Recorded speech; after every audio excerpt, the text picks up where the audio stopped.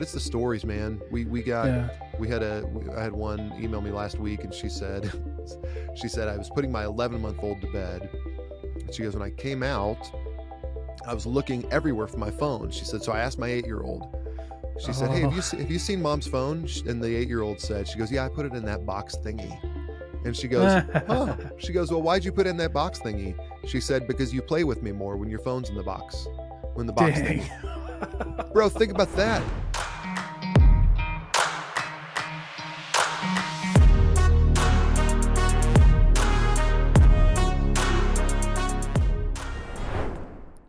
All right, Joey, thanks for being here, my friend. Dalton, thank you so much. Absolutely. I'm super glad to be doing this. RO, I know you got RO going on, but I kind of wanted to start with a quick question right out the front, which is being present and intentional, like just in life in general. I feel like one thing that I've learned on this podcast is what makes you successful in one area can make you successful in another area. So like knowing how to be intentional, like with your time at work, when you're with family, but how do you teach? I mean, how do you go about spreading the idea that how to be intentional? Like why is that important? All that good stuff. Being intentional intention's an interesting thing. So intention is inherently does not have action associated with it, right? So you have to align your actions with your intentions. And so, but you can't do that without beginning with the intention. What do you actually want? And so setting that intention, but then like, you got to figure out how in the heck do I align all of my actions with that? And the first thing for me is eliminating distraction. And so distraction, as I define it, is anything that gets in the way of your intention. So if you said, I'm going to have a great family dinner, okay, that's your intention. And so what are the impediments you can get rid of, that you can remove from that? So for us, I mean, the biggest distraction that any of us have is the phone in our pocket. As great as it is, it's amazing, it's great, but that's the single thing that can derail a moment of conversation or a vulnerable moment with your spouse or a great conversation with your child or even reading a book. And so what that does when it comes to relationships, and you know, this is the ethos of RO, but it's a personal ethos as well, which is when you are focused on your relationships, you have to get rid of those things so that you can be fully focused on that. Because what you do in relationships is you're communicating to the other person when you're present with them that you accept them. And I think as a dad, I'll just say as a dad, I have a 15-year-old and a 13-year-old. That's the most important thing that they could get from me, is this feeling of love and acceptance. And I can tell them till I'm blue in the face, but the real way that they're going to feel that is by me being fully present with them. Yeah, I like that. I'm reading this book, The 33 Strategies of War. And what you said in your comment was, like you can tell people till they're blue in the face, right? But the idea is, and one of the strategies of war is judge people by their actions, right? Like I love Robert Greene and I love his like human like philosophy, right? And so one of the things, but like it's crazy how people do that just inherently, right? Like they, we do get like, sometimes we get these gut feelings, sometimes we get these ideas of like whatever, but then we like really have to look and see what's going on, right? Like get the real picture. You know what I mean? And so what's wild about all of that is it is really just about like how you are present. Like people can tell your intentions by what's going on. Is there more to that, or does that just scratch the surface, or what do you think about that? Well, it's one thing to, I think, so the term RO, again, our business, the term RO means to notice, which I love that term. And I think that we, even before presence, even before intention, is notice. Do we notice what's going on? If I see something's a little bit off with my daughter, do I really notice that? And so then I become present, and then you dig in even deeper. But you can't do anything until we've noticed that. And again, this all goes back to distraction. If my mind's filled with a bunch of other stuff, if I'm worrying about the future, I'm inherently not in the present. If I'm thinking back on regrets, I'm thinking in the past, and so I'm inherently not in the present. And so how do we take that moment of notice in the very present and then dig into that even more? So it's absolutely, there's more to it, but it begins with presence. And if you have a baseline of presence, because you never know, let's say you never know when you're when a great conversation is going to come up with your child, especially with kids. You never know when it's going to happen, but quality time only comes as a result of quantity time. That's from a guy by the name of Billy Phoenix, which I love. Is you just have to be there and be present and wait for that, that magic moment to arise. You can't concoct that. You can't plan that out. It just happens, but it only happens if you are present. And so there's absolutely more to it, but it always begins with that baseline of presence, which can't happen until you begin with notice. And you think that now the whole mission of RO is to kind of help remove those with your phone, right? Yeah, that's right. It is. It begins, I found myself, I'll even start with a story, Dalton. When I was, it's about 10 years ago, and my son was 5. So my son, who's 14, almost 15 now, so he's playing in soccer season, and he's such a great kid. Right now, he's such a good tennis player. When he was 5, he was a bad soccer player. He was not good at soccer. When he was 5, and so where he's playing the soccer season, everybody on the team had scored a goal except for him. And so this magical moment on a Saturday afternoon arises where he rears back his leg in the middle of the game, kicks the ball, and it goes into the back of the net. And the crowd goes wild because and he laughs when I tell the story. The worst kid on the team scored a goal, right? And his coach comes out and lifts him up, and everybody's excited. And so what does a 5-year-old boy do when he scores his first soccer goal? He looks at dad. He turns to the sideline, locks eyes with me just to make sure that I saw that moment. It was this beautiful, magical moment. Except I didn't see any of that. What I just described, I didn't see a bit of that because I was looking down at my phone. And so we found in our personal moments, and by the way, that's not, back to my comment earlier, I didn't have bad intentions. I did have intention to be there present, but I just didn't have the tools to align my actions with my intentions. So as great as our phones are, we find they are these huge distractions. They can be distractions in our lives. And it's not inherently the phone itself or even the content of the phone itself. It's our relationship to the phone. And we need some help. And I think as a society, we're 15 years into the iPhone. We've come to a point where I think most people say, I need a little bit of help with this. And in the same way that I could go out on a run today and burn some calories on my own for free, instead I belong to a gym because I need the tools. I need to remove the friction to go do this thing that is hard. So what we've done at RO is let's create a system and a platform that makes it easy to put down your phone so that you can then go and engage in real life and in the things that you intend to do well. Yeah, I like that. I think one thing when I was just listening to you is it's just so easy to like let things distract you, right? And I heard them talk about ADHD one time, not as an attention like disorder, but an intention disorder. Oh, interesting. Yeah, well, I have ADHD, right? And so and what do they tell you to do? Like some of the tools that they give you, some of the things that I do are like you make it like I have a terrible memory. So one of the things that I do is whenever I have a 10-second rule, like whenever I think of something I need to do, if I don't write it down in 10 seconds, I lose it. It's done. Gone.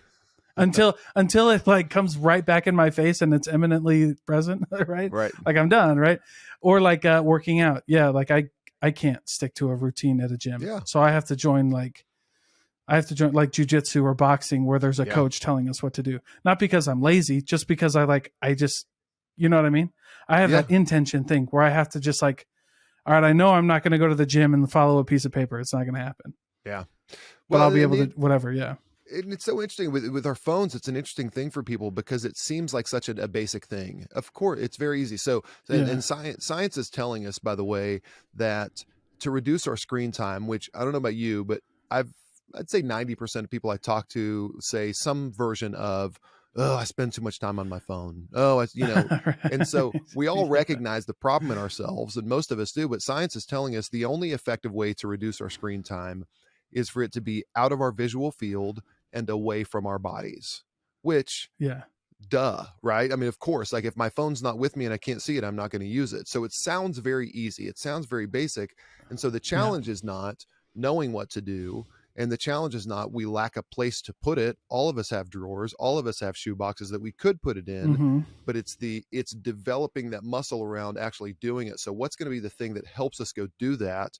And so we reckon, and so I think we underestimate the problem as a society. We know we need to do it, but we underestimate the problem. Oh, I should be able to do this on my own. And as a result of that, because it actually is hard, we don't do anything about it. So what we've done, we've gamified the experience of being away from your phone. We have the, Yeah. RO is a platform and a system that makes it easy. And in a way, you could say we're gamifying being present. So you need some help. You need the software interface. You need the app to tell you it's time to spend some time away from your phone. You need to see your streaks and badges of being away. And so the way we do that is we have this app built, and the app automatically connects to this device that lives in your home. So it's a physical place where you put your phone, automatically connects to the app, and then begins tracking the time you're away from your phone. So we all get, if you have an iPhone, you get the screen time report on Sundays that shows how much time you've been on your phone. We're the only Right. solution that tells you how much time you've been intentionally away from your phone. And this is the key Yeah. distinction. And again, this is from a researcher by the name of Dr. Maxi Heitmeyer out of the London School of Economics. He says if your phone is present, you are using your phone because you're still interacting Mm. with it. You're anticipating something coming to you. You're anticipating a Hmm. text. And if you hear it buzz or if you see it light up, you're interacting with it, even though you're not holding it or using it. So it has to be out of your visual field. It has to be away from you, but it's hard to put away. So we've actually gamified that system of being away from it. And when that happens, the world opens up. It Wow. opens up wide for us and for our kids. Everything changes when we put that phone away. Yeah, I love that. When you talk about putting away your phone and then just like gamifying it, it reminds me of a thing when I heard Simon Sinek talk. I watched one of his videos. He was talking about like whether if you're talking with somebody and your phone is on the table, he's like face up or face down, it doesn't matter. He's like people know that if that goes off, like you're going to it, right? Right. And so Right. so put it away, like, and let Yeah. people know that you're there.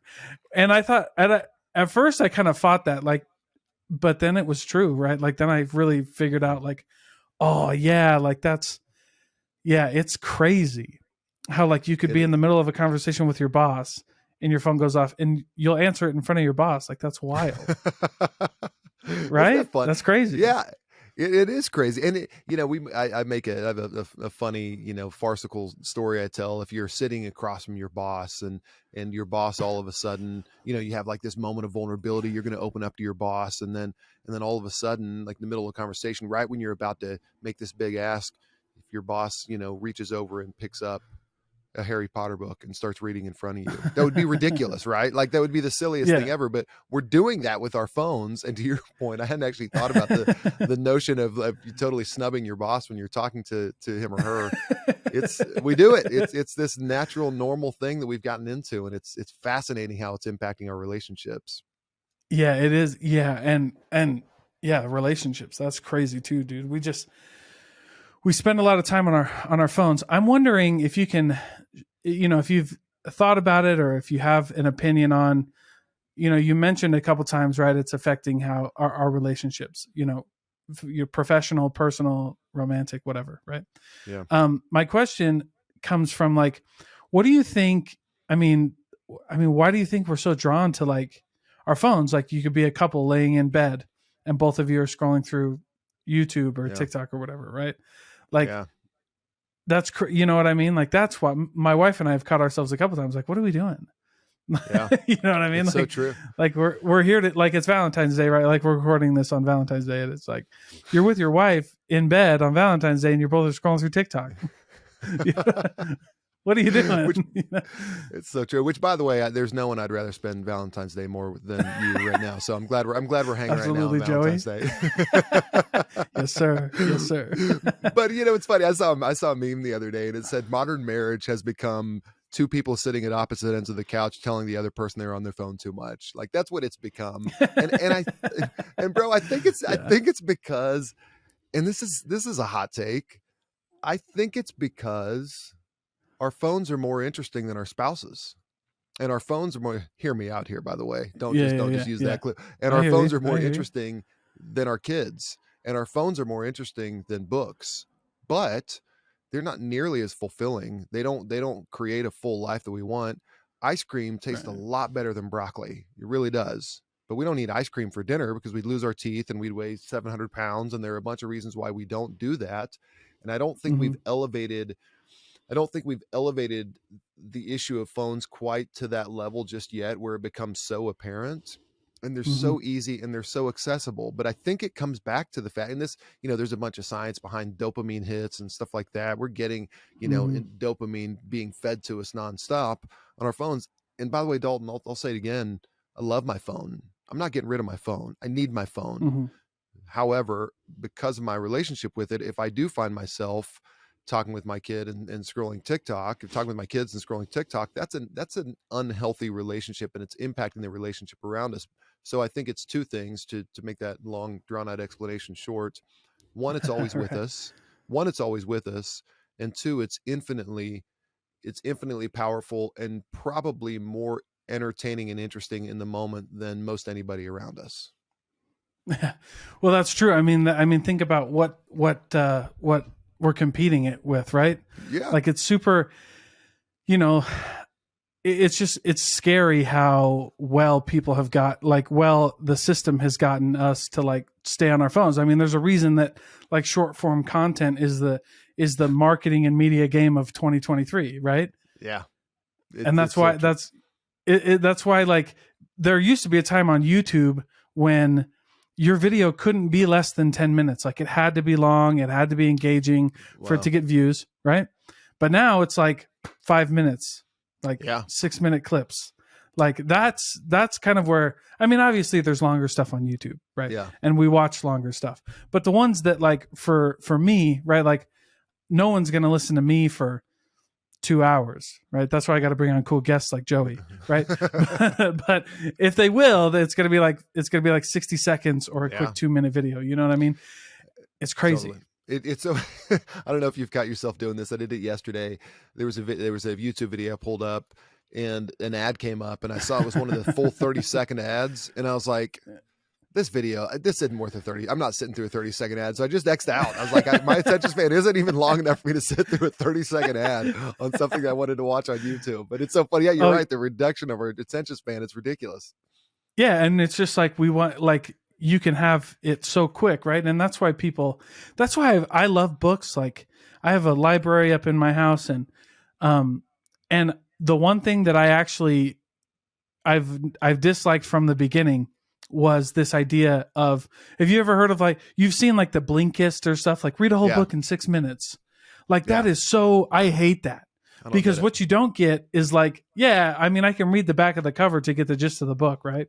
Right. Um, but like the stories that they share in there that like nobody's ever heard, you know what I mean? Like you don't get those things. And for me, I subscribe to the notion that you never read the same book twice I like that. because you know what I mean? You're in a different headspace, you're in a different mode of thinking, you're in a different time and season of life. Like you never read the same book twice.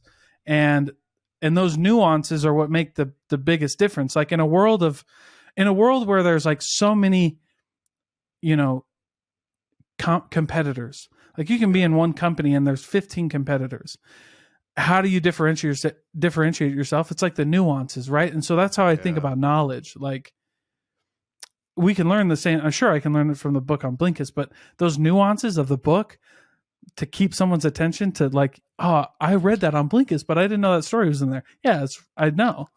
Isn't that amazing? And then you just get to appreciate.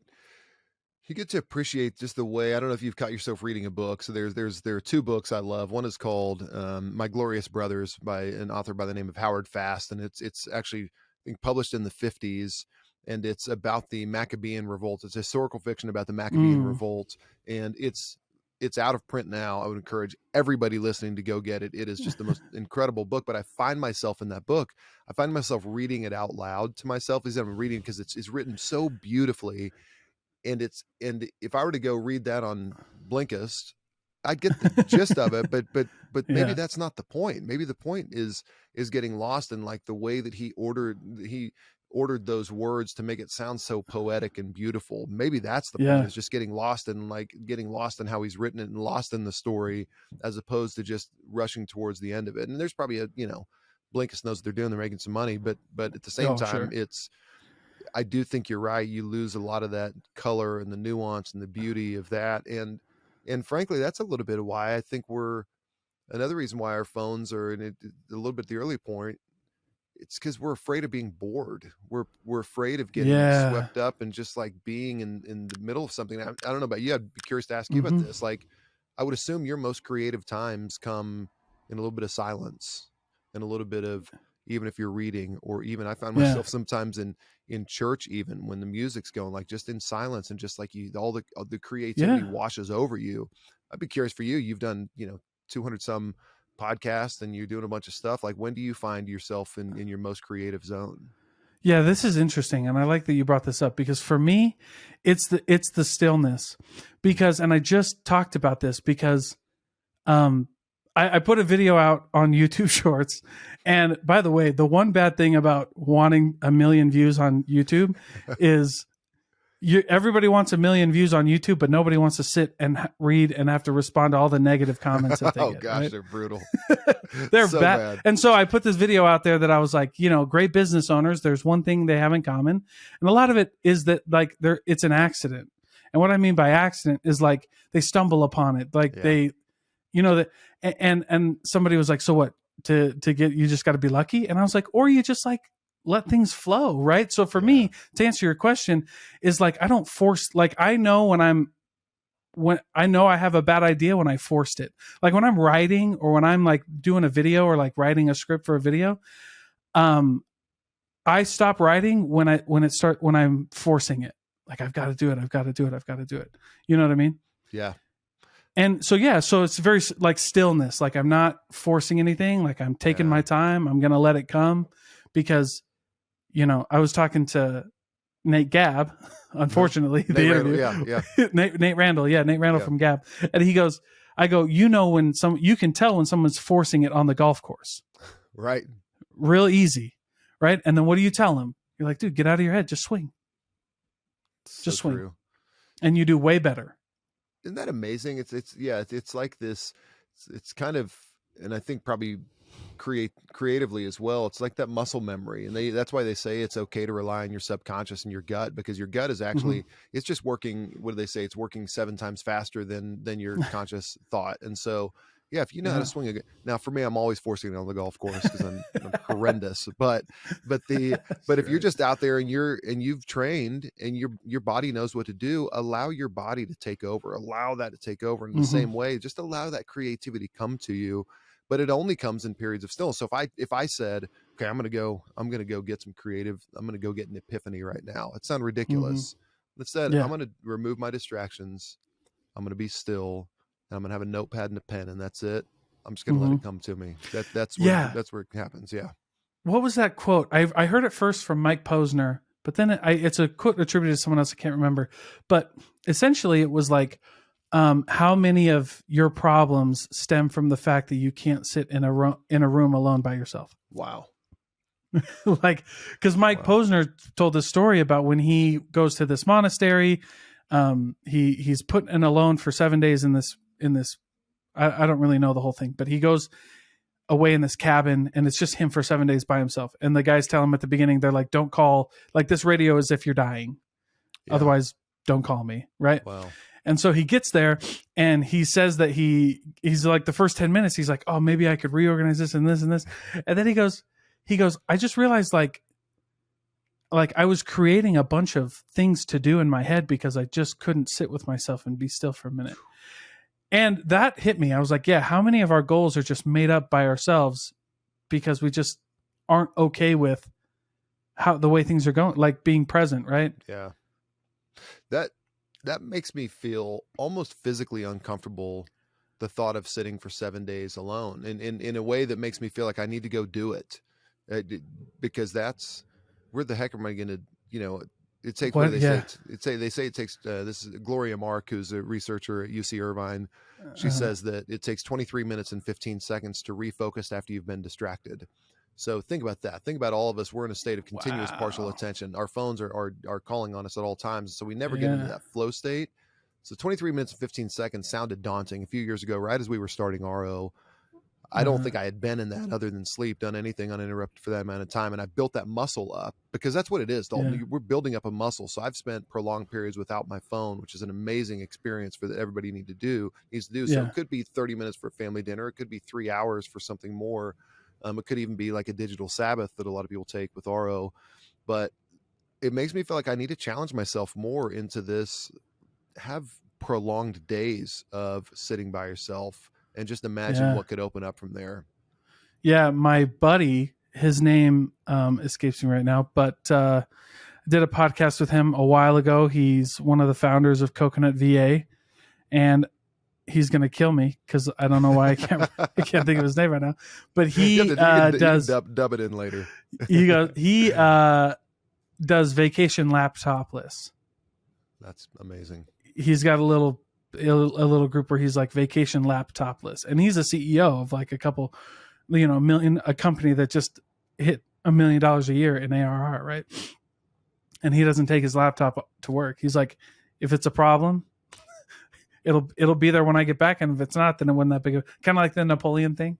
Yeah, who waited 2 weeks to respond to any letters. Amazing. It's crazy. So it sounds so foreign right now, but are you kidding? We can't go on a vacation without our laptop. We can't have a family dinner without a phone. We can't. And so it's only because these are just mental and social constructs we've set up for ourselves. And our premise at RO is it doesn't have to be that way. We can actually live differently. And in doing so, it probably feels a little bit risky to do it, but you're going to end up living a more fulfilled life. We have thousands of people using RO right now, and they'll tell you their life is dramatically better as a result of having a tool to help them disconnect from the biggest distraction in their life. And again, like I said, it's not a weekend detox. It could be, but it's usually more like I'm going to read a book, or I'm going to have my morning devotion, or I'm going to have a family dinner, or my daughter just walked up to me and she wants to talk about her day. So this is what I do. My daughter, if my daughter or someone, hey, can I talk to you? I'll say, yes, hold on one second. I'll say, I'm going to put my phone away. I'm going to put my phone in the RO device. I'm going to put it there. Because what that does, Dalton, that bestows value on the people around you. That my daughter just immediately was elevated in value because I said to her, effectively by putting my phone away, there are 7 billion people on the planet who could theoretically reach me through that device. I'm going to shut out every single one of them for my daughter. And what does that do to her self-esteem? What does that do to her self-worth by knowing that I'm the most important thing to dad right now? Well, and you just set your kids up and people around you for success, because one of the things, because I have a daughter as well, and one of the things that I was reading about was, and I heard this idea that like sons and daughters and people will only tolerate what they're tolerate what they've tolerated from their parents, like how they've learned that from their parents, right? Wow. So like I try not to yell at my kids. Or like, I mean, obviously we have to have conversations. I'm not saying that, but like, you know what I'm saying? Sure. Because like eventually they're going to learn that like, if dad puts his phone away or dad doesn't yell, mom doesn't do these things, right? Why would I let anybody else around me do those things to me? Dude. That's crazy. It's a game changer. Think about that. What they expect for themselves. And then you start putting other people on notice that, hey, this is my value. And you're going to respect it. And if you don't respect my value, then you're going to dissociate. Because that's a parent's, every parent wants their child to marry well and someone who's going to treat them well. And we don't necessarily connect what you just said, which is we're setting their expectations for how they're going to be treated someday. Yeah. And it could be romantic, could be professional, but whatever. But like you're talking, the most important person, dad, doesn't yell at me. You know what I mean? So why would I put up with that from you? Or like, why would I, I have expectations, I have boundaries and then you can enforce those boundaries, and that's a whole different conversation. But I think, but I think what you're saying is just crazy, because you're like, you're just setting kids up. You're setting yourself up for like, I have, expectations and things in my life. And then when you can, really successful people are able to like do that, like they have non-negotiables. They have things where they're like, hey, look, here's the deal, Gosh, I heard that story and it was, I heard a story that was crazy. I just thought of it. And I hate doing this because I always like tell these stories and like I just connect so many dots because I've interviewed so many people. It's amazing. But like, just heard a CEO talk the other day. He was like, non-negotiable for me is I don't miss anything that's important to my kids, I don't miss it. So Wow. he's a CEO of a big company, and he's like, my board goes, hey, we're having a board meeting. He's like, no, my daughter has a basketball game. And then I love eventually, that. what did the board start doing? The board was like, hey, we're having a board meeting. We're thinking of Monday, Tuesday, Wednesday, 5 or 6 times. What works for you? And then he goes, picks one. And it's just like people start to like figure it out, right?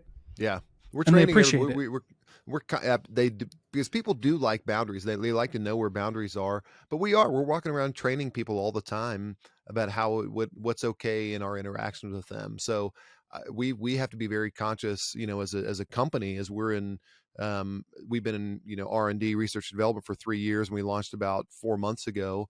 As a company culture, we have to say to ourselves, hey, if someone's on vacation, we're not sending them an email. Hey, when it's nighttime and I know my co-founder Heath, I know that Heath is during family time, I'm not going to send him a message. Now, one thing that's helpful for us is that we know, you can tell in the RO app, we can see within our group. I know when somebody else is their phone is away from them in RO, so I know it's family time, so I'm not going to bother them. Oh, So that's cool. yeah, it's awesome. So we're Wow. retraining when to send, when to respond, how to respond. And I've even had, this is great. Heath Wilson, who's co-founder of RO, his wife sent me a message on vacation once. She said, "You need to stop texting Heath. We're trying to have family time." Which we're super close, so it was kind of funny. But then when you invite other people into the conversation, that's such a great thing. And that immediately I was like, yeah, of Yeah. course I'll let you have. So we are training people all around us. And again, that's what we hope to do at Mm-hmm. R. We hope for people to kind of Yeah. retrain how we communicate with others, and don't do it to the detriment of those right in front of you. I like that. That's funny. Yeah. Good for her too, by the way. Like, Heck yeah. and everybody gets it, right? You're like, yeah, you're right. Shoot, Yeah. all right. Right. Yeah, exactly. but it's so hard. It's so hard to like just remember that. Yeah, this probably doesn't need to be. It's just crazy how, because I feel like there's a connection between like how we've been trained to like watch, like ingest media and like solve problems, and we get into like this hustle culture that like Yeah. things need to be solved right away, and some things don't. You know what I mean? They're like, they go away. They're fine. Yeah, Stephen Covey You know talks that. about his urgent and important matrix. Do you remember that from 7 Habits of Highly Effective People? So you have Okay. things that are urgent and important, or not urgent and not important, and then they're the other iterations. And so we Yeah. spend a lot of the day responding to things that are neither important nor urgent, yet we treat them that way. And Right. so how can we reformulate that and not get into this such a reactive posture all the time? And like you said, and Yeah. even the hustle culture and hurry culture is interesting, because we're self-imposing a lot of that, and a lot of it is just so Yeah. unnecessary. It's not like all those things need to get done. How many of those would fall into the category of urgent and important, or Yeah. important and not urgent? We got to retrain ourselves and not just be focused on activity and activity for activity's sake. Yeah, that was it, right? Yeah, just doing something to feel like you're doing something. Yeah, exactly. It's like you're not really doing anything. Right, exactly. There's no real It's just, productivity there. yeah, it's just busy work. I think that's just something that we all just got to get used to. I think a big thing of that in a company and in a family, though, is just like trust and like healthy conflict, right? Like just being like, hey, I don't think that this needs to be done right now, and maybe we can have that conversation. But I feel like we're losing a lot of like trust in the world with Yeah. each other, because that's a big one, right? Being able to like you have the relationship, but you also have the trust, like your co-founder's wife trusted you enough to, with that, like, hey, Yeah. you can't text him right now, dog. Yeah. It was like, but I'm not saying, I just learned a lot from that story. Like, that's why I'm kind of coming back to it, because I was like, she trusted you enough, you had the relationship. And so when she texted it wasn't malicious. Absolutely. You knew exactly where it was coming from. And that's like a healthy, conflict is a heavy word, but you get what I'm saying, right? It's kind of one of those things where you're like, Yeah. when you're in the right spaces for each other and you're working towards the goal, like the goal is this, I know that I have healthier employees when I let them take a break and I don't talk to them for 100%. It's so true. No, it's that we all got to recharge. Yeah, for sure. I totally agree with that. That's funny. No, I just, like I said, I just learned a ton from that story. So I was like, dang, that's a cool story, man. That's crazy. That's Nice. crazy. How did you start Aro? So I was in. I mentioned Heath Wilson a couple of times. So Heath co-founded a financial tech firm called eVestment, and this was based in Atlanta. And Heath and I met actually at a men's small group 8 or so years ago in Atlanta. And 5 years after that, this is 2017. Heath sold his business, eVestment, to NASDAQ. They sold it for upper nine figures, had a very good exit. So Heath retired in, kind of mid 40s, retired. And then 45 days into his retirement, his wife, who I just mentioned, who is hilarious, she said, "You got to get a hobby. You're driving me insane." So he shot me a text and he said, "Hey, I have this idea that I've been sitting on for a couple years, and let's go to lunch and talk about it." And it was all around this. It was all around, our phones are great, but they're distracting us from all the great things we want for our lives. We're missing soccer goals. We're missing story time with our kids.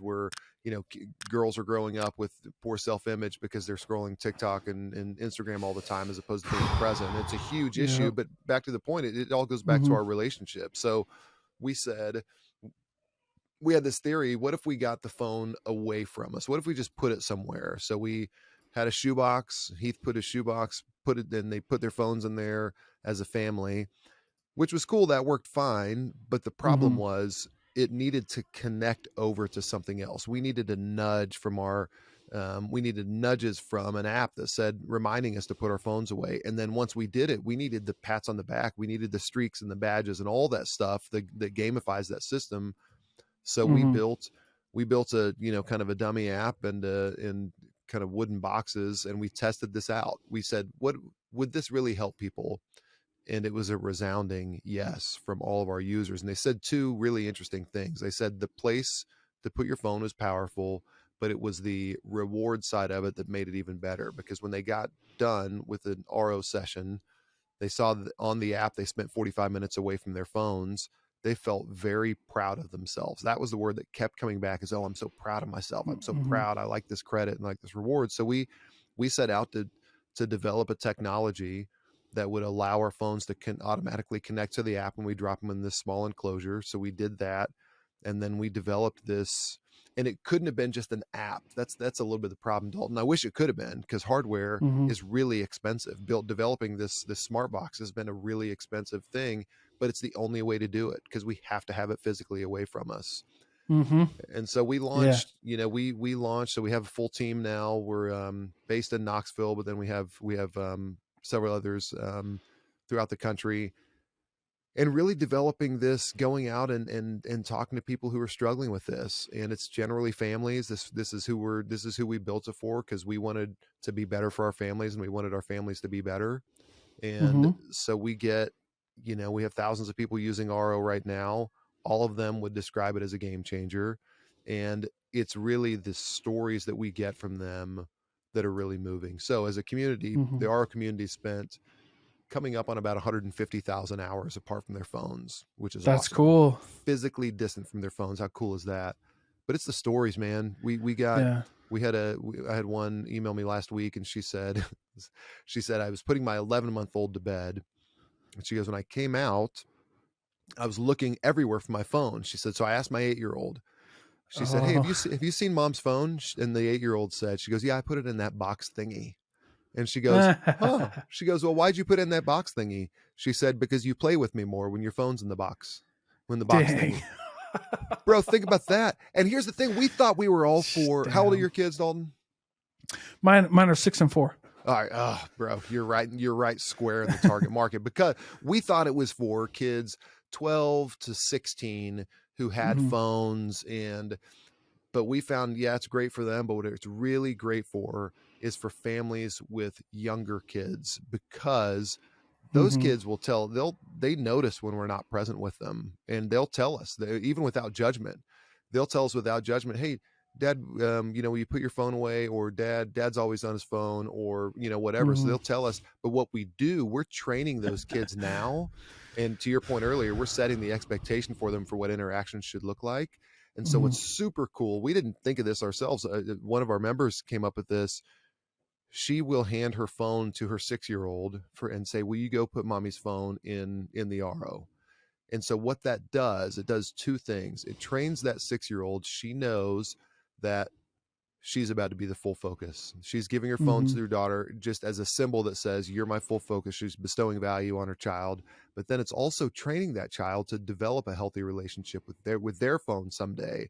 So it won't be a foreign thought to them to be away from their phone. You know what I mean? Mm-hmm. So it's a really powerful act. And so with kids, I mean, you need one in your home. Anybody listening with kids, they need one, because if anybody is struggling with, hey, I spend a little bit too much time on my phone, or it's getting in the way of my relationships, you got to have the right tool for it. That's the right tool for it. So that's been Yeah. shocking and amazing to hear those stories, especially with the young kids, because I think, what kind of leg up in the world do these kids have because their parents have prioritized this in their lives? Well, and if they're so young, you're already setting the expectations, and you won't have the problems that we're having with some of the teenagers now. Totally right. Just like, you know what I mean? And I'm with I'm in the camp that, I have friends on both sides, right? Like, so, like, young kids should embrace technology, and I agree with that. And then but they're like hardcore, right? Like, we're just gonna deal with the consequences as they come. Then I have other people who are like, no phones until you're married, kind of thing. And I'm kind of like in the middle, right? Which is like, but I see the craziness, man. You're just not, you're mentally not ready. Like, in my mind, social media is like, it should be treated like a controlled substance. Like, your brain isn't ready for it. Like, alcohol is completely legal. Yeah. But your brain, not for underage, because your brain can't like, physically, it's not like we don't want you to be cool or whatever. Like, we're trying to do something, like, your brain can't handle it. I think we are going to get to the point where it's regulated by the government. We just have to. We have to. Everybody's talking about, dying by suicide, and you look at these kids who look happy, but where do they look happy? Yeah. On their phones. That's right. On the pictures and stuff like that. Like, where they were trained, you're supposed to be happy. Like, we're supposed to smile for pictures. Right? Yeah. Not in real life. Like, not, smiling with your friends or whatever, right? And look, I was a crisis counselor. I'm not saying this is I'm making a generalization. Sure. Acknowledging the nuances that exist out there. Okay. But I'm saying, like, in a relationship with a child, they just don't understand that, like, that's not a real picture. Like, that's not real life. Like, real life is messy, and it's sticky, and it sucks, and it, like, you know what I mean? Like, it doesn't have to all the time, but you get to the point where, like, man, this isn't fun. But I think anyway, I get super passionate about that whole conversation because it fires me up. Well, it's totally true. And kids don't understand it, but I don't think a lot of adults, I don't think we understand it either. We know in our brains that's fair, that that's a snapshot, that's not real, but but when you start seeing it again and again and again, it starts to, in your mind, think, well, why isn't my life perfect like theirs? Why doesn't my life look like that? Because I see the mess all around me. Mm-hmm. So it's hitting our psyche in a way that we don't really have any idea about. And I think years from now, we're going to look at ourselves and think, what on earth were we thinking? Giving unfettered access to the internet and to social media to 10-year-olds. I think we're going to laugh at how our relationship with, but I also think that there's a healthy relationship with technology. You mentioned Gab earlier, Nate Randall. I love what Gab's doing. I love that Gab, Gab Watch for kids at 8, 9, 10 years old. Hey, that's beginning them to understand how to use technology well. And let's continue to teach. I do have a theory that I don't think technology is going anywhere. So let's teach a good relationship with it. So it's not this huge daunting thing that totally, takes us out someday, but we actually have a good relationship with it and know how to handle it. Yeah. I mean, you think about what a phone is for, like what it was for, like, help, right? Like, we're going to help people stay connected and all these things. And it's just so funny how we've come full circle. I've mentioned this a bunch, but like, as a culture, we've gone like totally full circle. We've gone back to weekly episodes on HBO Max instead of binging. Right. We've gone back to, I actually don't want to be connected to a million people across the earth. I actually want 5 or 6 really close friends that I can see every day. What I mean? We've gone back to, phones are actually just to let me know that there's something going on, and then I'll handle it when I need to. Right. Well, that's because that's in our design, right? That's how we're designed. Yeah. That's who we are as human beings. So it is funny. It's hilarious that we keep reverting back to that, but that's in our design. We're designed for deep, for deep relationships, and you can't do that across a million people. You got to go a mile deep, not a mile wide. Right. Amen. And there's some things that there's one book that I love that people just hate, and they don't understand why I love it. and it's only a few people, but have you ever read, because I just love this author, Robert Greene. Have you ever read The 48 Laws of Power? Yeah, sure. Okay. Yeah. Absence is one of them. And we've gotten to this point on social media that's like, you got to post that. You got to just stay in front of people's face. You got to stay. But like, what if you did the opposite? That's an experiment I'm working on. Is what if I only posted like once a week, or maybe like once every 2 weeks? Yeah. Would I still get the same amount of likes, and would I still be able to do good? And I'll be honest with you, I think I've posted like once a week. I think it does fine. Yeah. Because you focus on the content, Yeah. not the like, I just got to pump it out there whether it sucks or not. Right. It's like, why don't I just like wait a couple weeks and post something really good and then back off? Imagine that. Yeah. Like, I mean, think about how much fluff we scroll through on our feeds, yeah. and what? And if why people, there's and why there's whole courses on like how to write a catchy headline. It's like, what if you just didn't post anything for a little bit and made it like really good? Made it interesting. Yeah. I wouldn't need a catchy headline, It's crazy. So funny. People I heard on, I don't know if you listen to the Smartless podcast, but they were saying the other day, they just hate the term content, because content, it just, by the term, it just sounds like filler. Like, oh, I'm going to generate content, but it's just filler. How about, to your point, just do something, bring something with some value in what you post. Yeah. I do agree. Yeah. But it's, anyway, again, just full circle though. Like, we've come back to like, I'll write a good book, and then I'll wait for a little bit, you know what I mean? Until it's right. I'm not going to force anything. And, to bring it back to your thing is like creativity. I think that's where a lot of it is. Like, we force ourselves into these deadlines for whatever reason, and maybe we didn't need to, but you thought the deadline was important because you couldn't chill out for a second. Right. Yeah, exactly. You couldn't put your phone in the RO box, Joey. That's right. Damn it. Exactly. Dude, so true. That's yeah. I love that, man. I'm signing up. That's great. Because I think it just teaches kids too. Like, we don't need to be on our phones. It's fine. It's actually not that big of a deal. Yeah. And if your friends want to come hang out, let's just go old school. Have them come knock on the door. It didn't say you couldn't play. Right. Yeah. It didn't say you couldn't play. It just said, can we not do it on the phone? Yeah, exactly. And that's the thing. And it's all about that balance. I mean, it's not right. We are by no means looking to abolish our phones. We really do like them. It's just, when are the appropriate moments for it? When you have your friends over, maybe it's okay to just hang out and talk, or maybe, certainly at family dinners. And, one thing we definitely say, we don't think that kids should sleep with their phones in their room. And so here's your home for it. Here's your home for your phone while you sleep, so you can rest and it can have a little bit of relax, a little bit of distance from you, for the night. And it's just a good thing. So that we got to build that healthy relationship. In some ways, rebuild it for those of us who have phones, and then just initiate a good relationship with their phones for those who don't have phones just yet. Amen. I love that. Well, Joey, before I let you go, because this has been an amazing conversation, where can everybody follow you on LinkedIn? Where can they go to get RO? All those good things. Yeah, absolutely. On LinkedIn, I don't even know my handle, Joey Odom. So you can find me out there somewhere. There aren't too many Joeys over 12 years old, so I'm one of them. But go check us out there. On Instagram, you can follow RO at GoRO and then our website is goaro.com, GOARO.com. Amen. That'll all be there. Thank you so much, boss. Thanks, Dalton. Appreciate it, bro.